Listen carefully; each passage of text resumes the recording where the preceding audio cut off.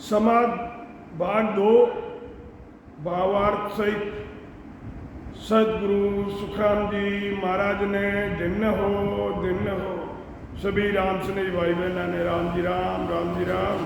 आज समाज ग्रंथ का दूसरा भाग है। सभी भाई बहन बड़े प्रेम से पाठ को पूरा सुने। पूरा सुनने से ही आनंद आता है, ऐसी मेरी आपसे विनती है। ऐसो उद्बुद हंस है तागत कहीं नहीं जाय, दोय मुखा से बस लेर सुख रमती जो खाय। महाराज फरमाते हैं कि ये अद्भुत हंस है, ये इसकी गत कहने में नहीं आ रही है। दो ही मुखा से बांस ले, नाक के 2 छिद्र हैं उनसे ये बांस लेता है, और तीसरा जो मुख है उससे खाता पीता है। हंस ऐसा अद्भुत है जिसकी गति कहने में नहीं आती है। 2 मुख से बांस लेता है, यानी नाक से सुगंध लेता है, और तीसरा है मुख जिससे खाना खाता है, आहार करता है। देख परख ले दो ये सूर, दो या सुन ले ज्ञान, से हंसा सुख राम केर हम देखो परवान। महाराज फरमाते हैं कि 2 नेत्रों से देखता है और 2 कानों द्वारा ज्ञान सुनता है। ऐसा हंसों को सही देखा है। अब महाराज फरमाते हैं कि बारी 3 प्रमाण है रे फिर राई उन्मान, अब हंसो सुख राम के अटक रहो आई। कहाँ अटक रहा है? भंवर गुफा में। भंवर गुफा कहाँ है? ये जो अपने बालों की संद है, इससे नीचे हद है। हद यानी 3 लोग, और बालों के अंदर में प्रवेश करने पर बेहद की सीमा आती है। तो ये जैसे ही हम बेहद के अंदर प्रवेश करते हैं, वहीं पर ये बजर पोड़ होती है। तो महाराज फरमाते हैं भंवर गुफा का रास्ता बहुत छोटा है। महाराज फरमाते हैं कि हंसा यहाँ आकर के रुक गया है, बहुत छोटा रास्ता है, राई के बराबर। तापर और विचार है दजा फरू के शीश, ताएक सुख राम के गेलो विश्वा 20। महाराज फरमाते हैं कि भंवर गुफा में शब्द ब्रह्म से ऊपर उठता हुआ अनुभव होता है, यही तापर और विचार है। दजा फरू के शीश, महाराज फरमाते हैं कि यहाँ से ही केवल पद आनंद पद में जाने का रास्ता खुलता है। यही विश्वा 20 रास्ता है। मुख सिमरण पहुँचे नहीं, रसा सके नहीं जाय, वहाँ बारी सुख राम केर को कुण खोले आय। महाराज फरमाते हैं कि वाणी के सिमरण से और श्वासा वहाँ नहीं पहुँचते हैं। महाराज फरमाते हैं कि उस स्थान को किस प्रकार कोई आकर खोल सकता है। अब महाराज फरमाते हैं कि हंसा को बल ना लगे बारी सिर पर होय, 7 मुख सुख राम के 34 पसरिया जोई। हंसों का बस नहीं चल रहा है, क्योंकि बारी सिर पर है। बारी खोलने में हंस का बल नहीं लगता है, बारी सिर के ऊपर है। सातों इंद्रियां चारों तरफ अपने अपने विषय में लग रही है। ए मुख बर जा ना रहे रे 14 लेवे आहार, वहाँ बढ़ता सुख राम के हंस सिर बहु मार। आदि सदगुरु, सर्व आत्माओं के सदगुरु, सारी सृष्टि के सदगुरु सदगुरु सुखराम जी महाराज फरमा रहे हैं कि ये इंद्रियां रोके हुए भी नहीं रुकती है, इधर उधर भाग रही है। चारों दिशाओं से इंद्रियां अपना अपना आहार ले रही है। कोई देख रही है, कोई खा रही है, कोई खुशबू ले रही है, कोई सुन रही है। तो ये इंद्रियां सारी अपना अपना आहार ले रही है। बारी में प्रवेश करने पर हंस के ऊपर ये बड़ी भारी मार पड़ रही है। सूरत निरत अंचादरे वालग पूजे जोई, बारी में सुख राम के आगे दसे नहीं माई। महाराज फरमाते हैं कि सूरत निरत लगाकर इच्छा से भजन करे तो भी उस बारी यानी भंवर गुफा से आगे नहीं जा सकता।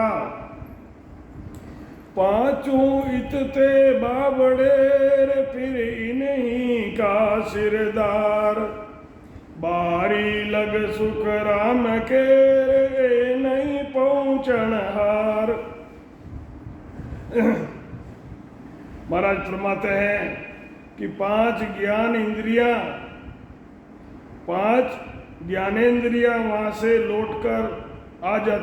लौट जाती है और सरदार मन भी उस बारी तक नहीं पहुँच सकता। बड़ा दुर्लभ काम हो गया है। महाराज फरमा रहे हैं कि दुर्लभ दीठा जोर सूर ऐसो घाटन कोई, शिव शक्ति सुख राम के ये भी नीचा होई। अब महाराज फरमाते हैं कि ऐसा स्थान कोई दूसरा नहीं है, इसको पार करना बड़ा मुश्किल काम है। ऐसा अनुभव होता है कि शिव शक्ति का पद यानी 1000 पांव का कमल ब्रह्मांड में है, वो भी नीचा है। नवतत लिंग शरीर है रे भी उली बार, हम देखा सुख राम केर बारी खोल की वाड़। महाराज फरमाते हैं कि उस पद में पहुंचकर अनुभव किया, क्या अनुभव किया कि नवतत लिंग शरीर यानी कारण शरीर भी उल्ली तरफ है। दसिया गुरु परताप सु सायब सन्मुख होय, हम बल सु सुख राम केर बारी खुली नहीं कोई। सदगुरु सुखराम जी महाराज ने दिन हो महाराज फरमाते हैं कि सदगुरु के प्रताप से वे शब्द के साथ सदगुरु पद यानी केवल पद की प्राप्ति करना ही धसना है। बजर पौड़ के अंदर प्रवेश किया, यही सन्मुख होना है। सदगुरु सन्मुख होते हैं तब ही वो बारी खुलती है। जिन पल में खिड़की खुली तब ऐसी विद हो, सात मुख सुख राम के हंसे सुध नहीं कोई। महाराज फरमाते हैं कि केवल पद आनंद पद में ले हो गया है, होते ही खिड़की खुल गई। हंसे को सिवाय आनंद के शरीर की कोई शुद्धि नहीं रहती, सातों इंद्रियों की भी शुद्धि नहीं रही। ऐसी वहाँ पर ऐसी विधि है। आगे पीछे मद में एक दर्शी मोई, बारी खुली जिन बार मेरे आविद, ऐसी आविद होई। महाराज फरमाते हैं, आगे पीछे मद में, खंड पिंड ब्रह्मांड में ये बात मालूम नहीं हो सकी। जिस समय बारी खुली, जब ये विधि मालूम हुई। अब क्या फरमाते हैं महाराज, रटना था कि त्रिकुटीर बंवर गुफा के घाट, बारी लग सुख राम केर दुन चाली सुध बाट। त्रिकुटी से बंवर गुफा के घाट तक सूरत के आधार से भजन हो रहा है और रटना थक रही है। आगे केवल्य पद में सिर्फ धुनी का अनुभव हो रहा है, यानी धुनी 40 शुद्ध बाट। त्रिकुटी में मुख 3 सोर, हंसे चरियो न जाई, चारों सू सुख राम के क्यों एक भोजन खाई। महाराज फरमाते हैं कि त्रिकुटी में मुख 3 हैं, यानी मुख और दोनों नाक से उस पद का कोई अनुभव नहीं होता। दोनों कान, 2 आंखें, इन तीनों से वहाँ का कुछ अनुभव नहीं होता।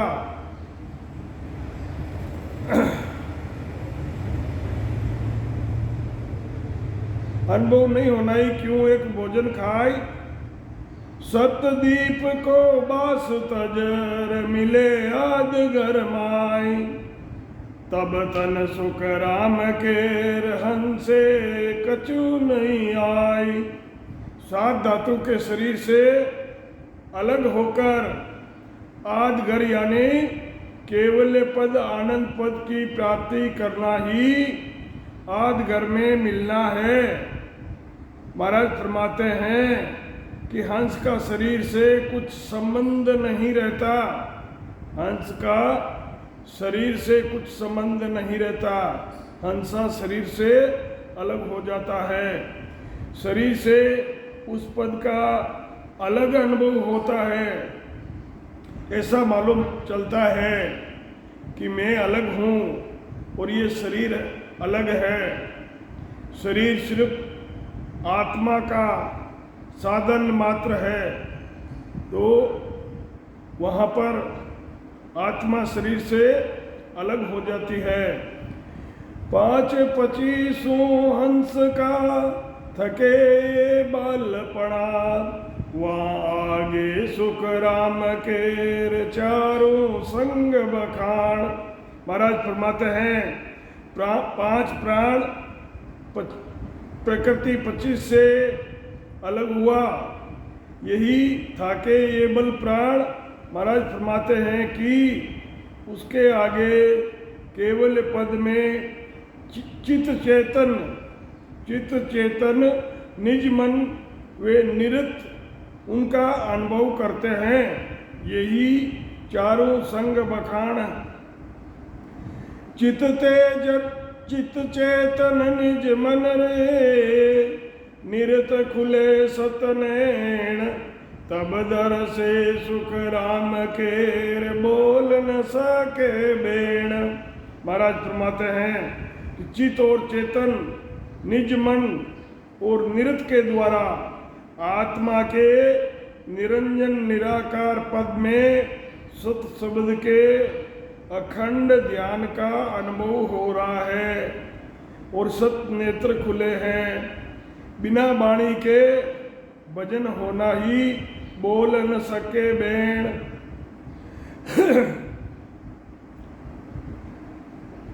बंवर गुफा आसन रहे ता गुंज धुन होई, दर से सब सुख राम के गिगन तमाशा मोई। बंवर गुफा में शब्द का अनुभव होता है, वे शब्द की गुंजार हो रही है और गूंज की धुन हो रही है। महाराज फरमाते हैं कि बंवर गुफा का अनुभव होना ही गिगन तमाशा दरसता है। बंवर गुफा को छोड़ के उड़े हंस 3 बार, 3 लोक सुख राम के खाली भया विचार। बंवर गुफा को छोड़कर हंस आगे बढ़ता है, 3 लोक से अलग हो जाता है। तो 3 लोक ऐसा लगता है कि सुनसान पड़े हैं, कोई भी नहीं है, खाली लगता है। खाली होना अनुभव में आता है कि कोई भी नहीं है। तो ये महाराज लिखते हैं कि अलग होना ही खाली भया विचार है। निरहंस को निज हंस फिर जीने सूजीण, बाजा सुन सुख राम के था की अनहद बीण। महाराज फरमाते हैं कि हंस को निरंजन निराकार ब्रह्म के पद की प्राप्ति करनी ही निज हंस होना है, यही जीने से जीना है। बंवर गुफा के स्थान से केवल पद की प्राप्ति होनी है और अनहद बाजे यहाँ थक जाते हैं। पावन तो बेत है हंसे का स्थूल, जागी बिन सुख राम कैर गोरस घर घर मूल। महाराज फरमाते हैं कि हंस के स्थूल शरीर से अलग अलग होकर केवल पद की प्राप्ति होना ही पवन का थोता बहना है। केवल पद की प्राप्ति के बिना शरीर से सब करणियों का होना गोरस यानी छाछ की तरह है। दही बिलोयर काडियो न्यारो कियो लाई, पवन सु सुख राम के यूं हंस बिछड़िया माई। महाराज फरमाते हैं कि आत्म चेतन के आधार से सांसों सांस में भजन करके और श्वासा से अलग होना ही दही बिलोकर काटना है। ये सांसा से अलग होना है। सदगुरु सुखराम जी महाराज ने दिन हो